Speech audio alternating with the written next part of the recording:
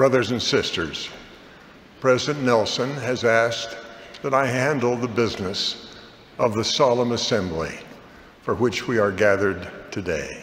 It is proposed that the first presidency sustain Russell Marion Nelson as prophet, seer, and revelator, and president of the Church of Jesus Christ of Latter-day Saints. This is not the Church of Joseph Smith. Welcome to General Conference and to the privilege of hearing the voice of the Lord. This symbol includes the name of the church contained within the cornerstone. At the center of the symbol is a representation of Thorvaldson's marble statue, the Christus. It portrays the resurrected, living Lord reaching out to embrace all who will come unto him. So imagine my delight when I was led recently to a new insight. With the help of two Hebrew scholars, I learned that one of the Hebraic meanings of the word Israel is let God prevail. My dear brothers and sisters, I'm grateful for the privilege of speaking with you on this Easter Sunday. The atoning sacrifice and resurrection of Jesus Christ.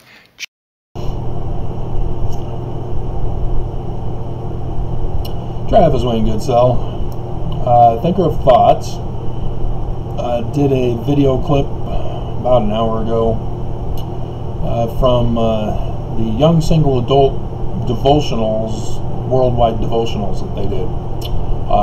He did it from Holland. As Holland dropped some bombshells, apparently. I had obtained the digital versions so that Russ would obtain them, but Russ, if you remember, pulled the old, "You're not going to church, so you're evil, and I want you gone." And so, yeah, have fun getting conference digitized, Russ. How well did that go for you? Nelson declared himself Antichrist. Oh, you're missing out. But again, Thinker of Thoughts is thinking of the wrong words.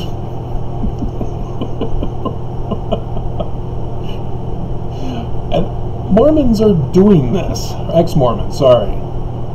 Mormons aren't doing it. They're just not listening to anything because of the spiritual mantle that Oakes says that he has.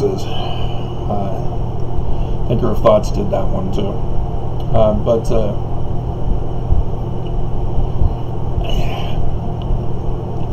Thinker of Thoughts focused on Oakes' comment about how the story of the origin of the church is not a fairy tale.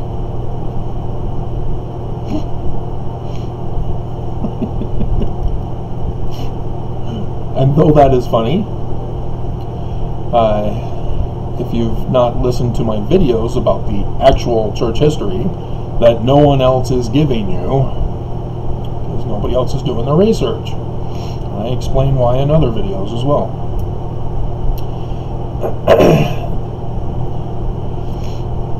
That's not the focus, but it's a good one. It's hilarious that he's bringing himself to tears.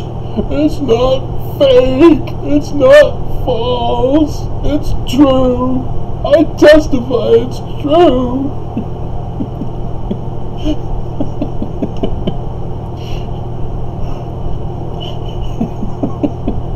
But there were other instances in there,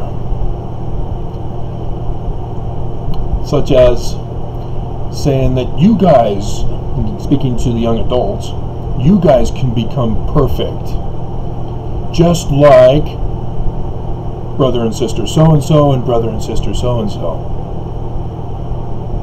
Thinker of Thoughts missed it. Who did Holland miss?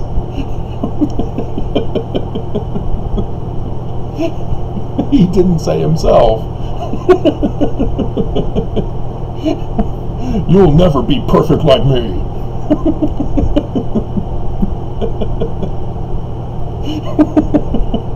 And so, I mean, guys, come on. Like I said, Nelson declared himself the Antichrist, and you're all concerned about lazy learners.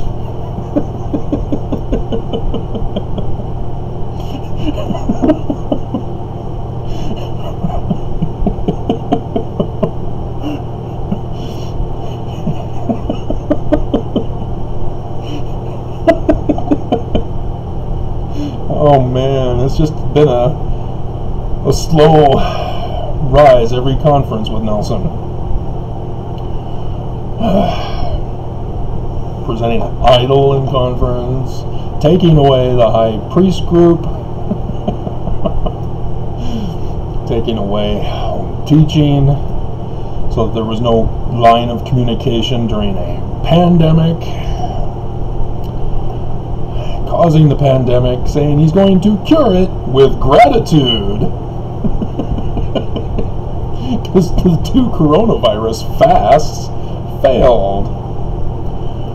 And so this is listening to Oaks and watching him tear up and trying to, he almost got me to the point where I had forgotten that I had caused his incident that landed him in the emergency room.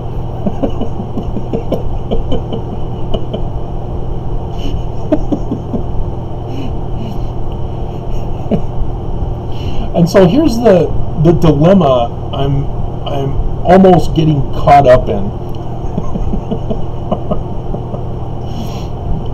And so we know the church lies. They've confessed. Mormons can't argue this. The church has confessed to lying. We now have a seer stone that the church promotes as the method of translating the Book of Mormon. That was never around when I was growing up. And so that in and of itself shows that the church is lying to us. That they confessed. Oh, yeah, okay, here it is. How's this? Is this good? That's one rock. Where the actual 2, you know, the Urim and Thummim. And so the church keeps lying to us. That's not the rock Joseph used. Okay, that's the other rocks. They will not tell us the truth. Never, ever, ever, ever. And so here's my dilemma. Is it possible that they're lying to us because they just don't have a clue? We have no idea what Joseph was doing. It sounds like a fable, fairy tale, but we have to say it's not, so we're going to lie to you. That's the one he almost tricked me into thinking maybe.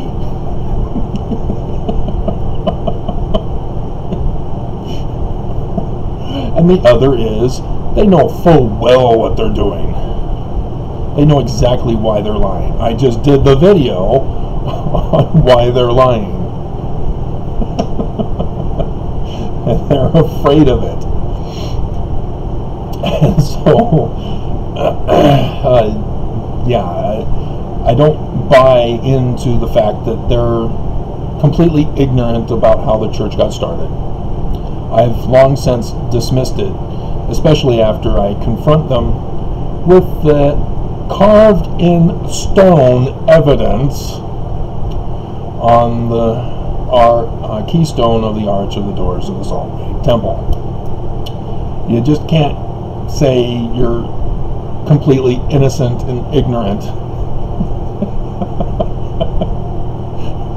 of the original church history and then go and say, I bear testimony that he is a prophet. Yeah, no. You've already confessed to lying to us, and so your testimony is a lie. He's bearing false witness. And so, yeah, his tears were fake. Apparently he can cry on cue and have a heart attack on cue.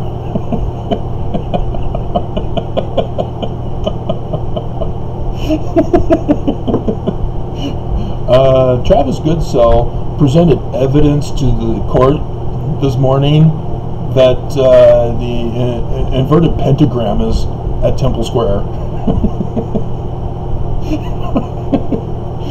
What do I do? How do we respond to that? You don't. We've already paid off the judges. They'll take care of them.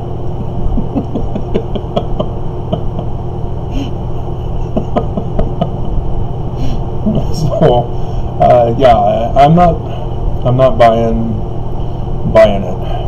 And so, this is where ex-Mormons fail to see the bigger picture and the more important issues. You know, like Nelson claiming he's the Antichrist over the pulpit of conference.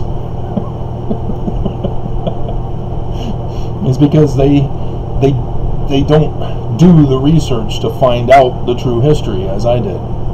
They just hear the hearsay. Oh, that's horrible. Joseph Smith is bad. I'm leaving.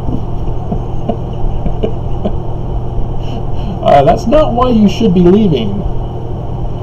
Focus it on Brigham and Heber.